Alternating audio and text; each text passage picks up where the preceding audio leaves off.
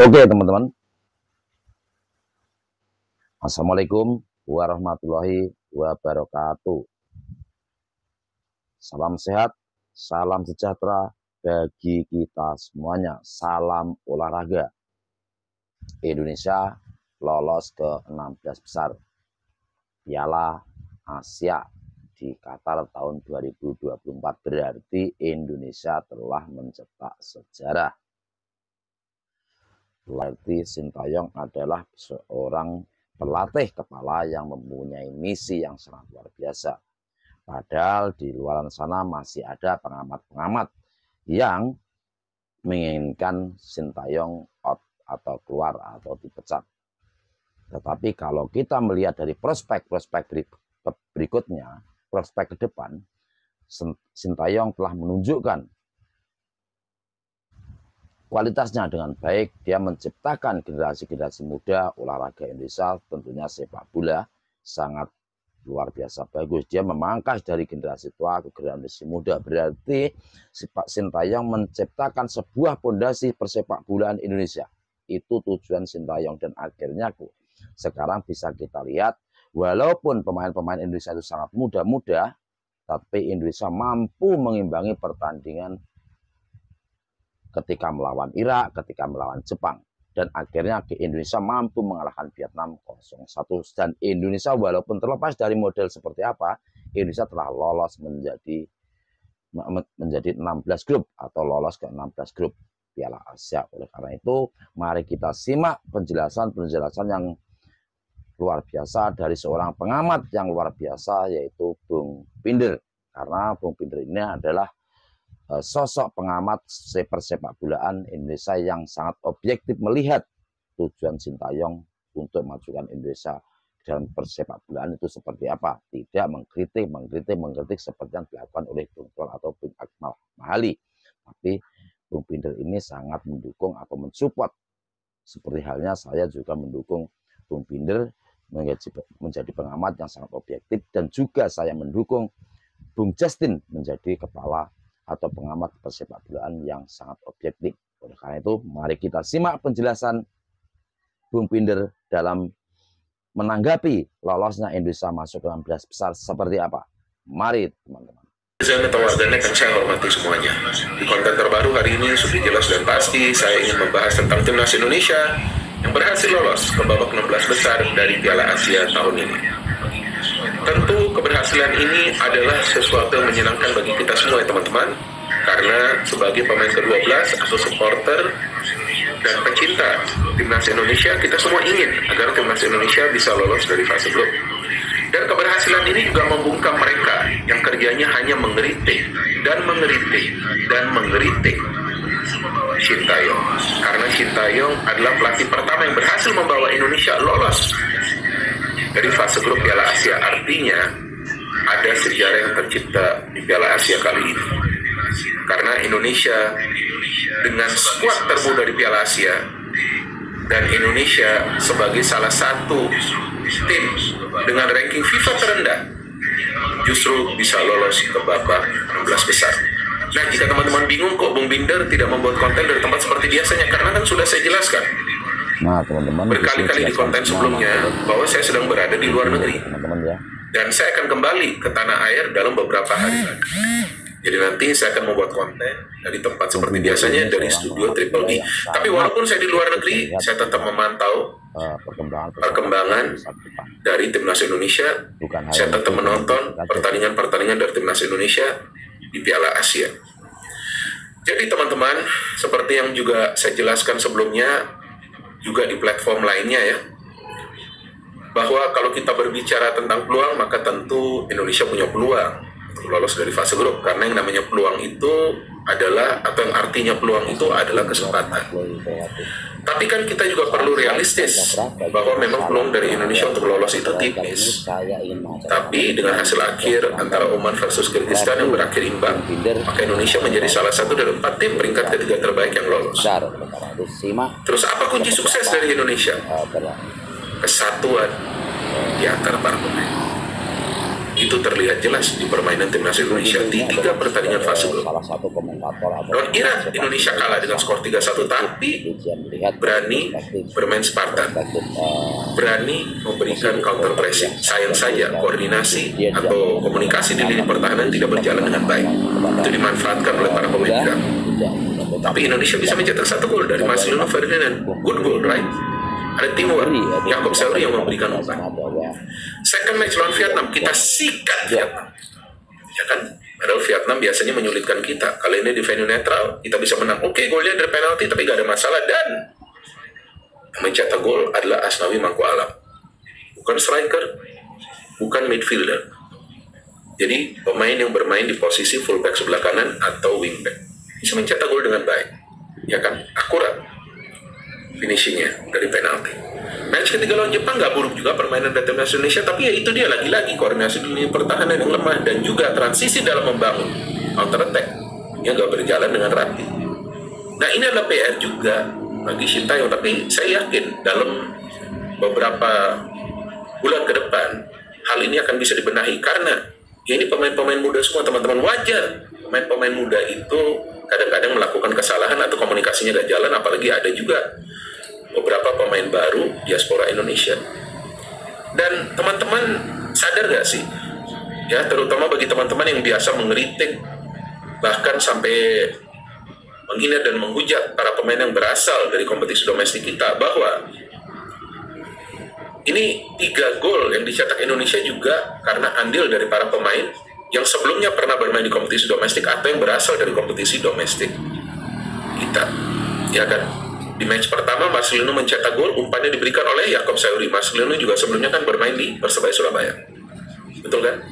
Second match Asnawi bisa mencetak gol dari penalti, betul kan? Asnawi sebelumnya juga bermain di Liga Domestik, di Liga 1. Dan match ketiga Sandy Walsh, he scored the goal, tapi lihat dari lemparan ke dalam Pratama Arhan. Jadi janganlah membedakan antara para pemain diaspora Indonesia dan juga para pemain yang berasal dari kompetisi domestik. Seperti yang saya jelaskan berkali-kali, mereka ini bersatu. Yang coba untuk memecah belah mereka adalah sebagian dari teman-teman, sebagian kecil ya, dari netizen plus 62 yang nggak paham bahwa sebetulnya para pemain keturunan ini juga membela Indonesia. Dan mereka membela Indonesia untuk bisa mempersembahkan kemenangan, untuk juga memberikan yang terbaik bagi timnas Indonesia, bukan sebagai individu, enggak. Mereka juga menyatu dengan para pemain lainnya. Jadi tolonglah, jangan lagi menggunakan istilah-istilah local pride. Saya nggak pernah menggunakan istilah itu. Tolong, saya minta tolong kepada teman-teman. At least untuk beberapa hari ke depan, bersatulah kita semua. Dan juga kepada kalian yang kerjanya seperti yang tadi saya katakan, cuman mengeritik, kayak gak ada kerjaan lain, kayak nganggur gitu loh. Ya kan? Saya tidak mengatakan bahwa harus mengapresiasi terus-menerus, enggak. Ada saatnya juga kita boleh memberikan kritikan, seperti yang saya juga lakukan. Bahkan beberapa kali saya mengeritik Sintayong kan, karena memang ada yang tidak berjalan secara normal. Tapi saya lebih banyak mengapresiasi Sintayong karena dia melakukan kerja yang sangat berat. Betul kan, sebelumnya menangani berapa? 3 timnas kalau nggak salah. U20, U23, dan juga senior. Dan dia juga membentuk fondasi dari timnas Indonesia. Pemain-pemain muda semua loh, di 3 pertandingan fase grup. Usia rataan dari starting lineup timnas Indonesia itu ada 23 tahunan. Gak pernah lebih dari 23 tahun, ini kan hebat. Ya memang Indonesia bisa lolos sebagai salah satu dari 4 tim peringkat ketiga terbaik, tapi kan lolos, intinya tuh lolos. Jadi jangan lagi nanti ada narasi-narasi yang dibuat ya, karena kan omannya seri, ya gak bisa seperti itu dong. Lihat juga permainan dari para pemain, ayolah, sadarlah kalian yang biasa negative thinking ya. Ayo positif kita, ini nanti lawan kita ada Australia, lawan yang berat. Tapi seperti yang saya selalu katakan, berat itu bukan berarti mustahil, yang penting teamworknya bagus saja. Yang penting transisinya jalan dan finishingnya harus bagus. Kalau bisa dari peluang pertama itu sudah mencetak gol. Memang banyak juga di antara teman-teman yang mengeritik, kenapa nih Sintayong nggak memainkan ini, kenapa nggak memainkan itu, gak usah, udah nggak perlu. Saya juga nggak pernah mengatakan itu kan. Biarin aja. Sintayong yang lebih tahu kok daripada kita. Memang di laga-laga uji coba juga saya lihat bahwa permainan gak rapi, tapi ya sekarang lihat para pemain gak ada masalah juga kan dari segi mental kan, betul kan? Mereka down juga berapa gol, mereka tuh coba untuk fight back kan. Nah inilah yang kita inginkan dari timnas Indonesia, dan akhirnya para pemain membungkam, mereka semua mengeritik, ya kan? Nah banyak juga mungkin yang akan menilai ya Sintayong ini kan hoki juga ya, karena lawan Vietnam itu dapat penalti, nggak bisa seperti itu. Ya kan, Jepang pun dapat penalti kok, ya kan? Dan itu gol penalti dari Jepang itulah yang sebetulnya memberikan mereka keleluasaan untuk menguasai jalannya pertandingan, pelatihnya aja, nah, betul kan?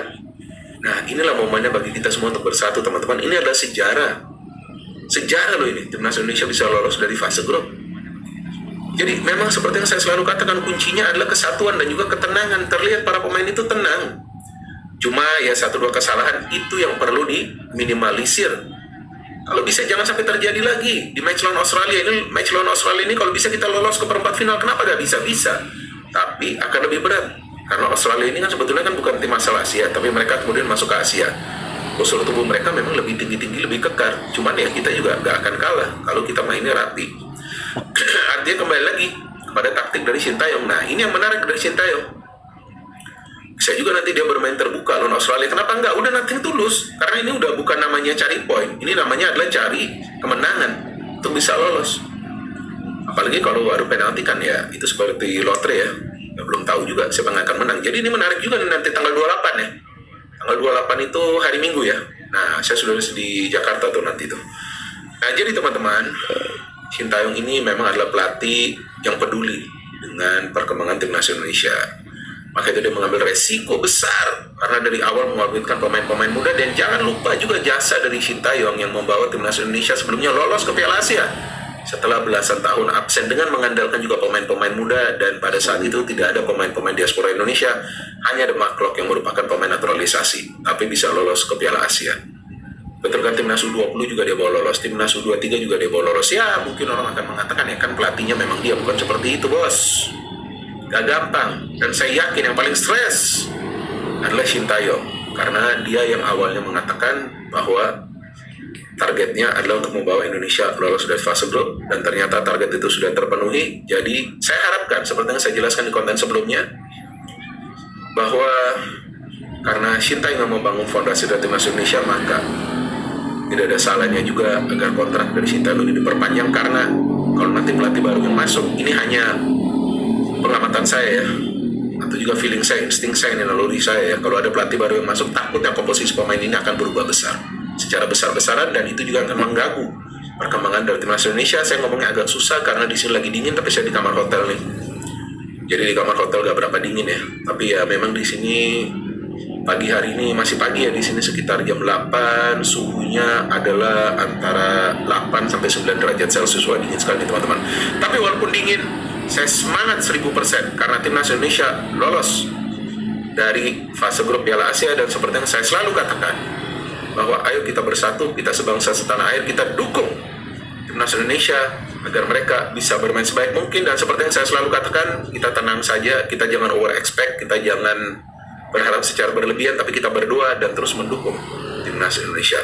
No hate, no politics, only football. Salam sepak bola.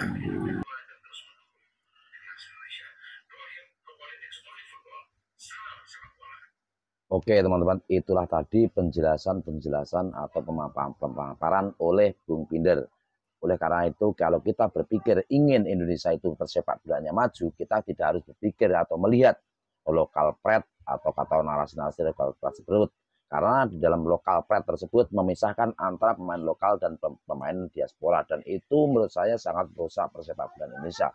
Kita harus berpikir realistis saja, seperti negara luar, seperti Malaysia sekarang sudah melakukan naturalisasi, Vietnam melakukan naturalisasi, semua negara di dunia ini melakukan naturalisasi. Nah, dan itulah tadi pendapat dari Bung Pinder yang sangat luar biasa.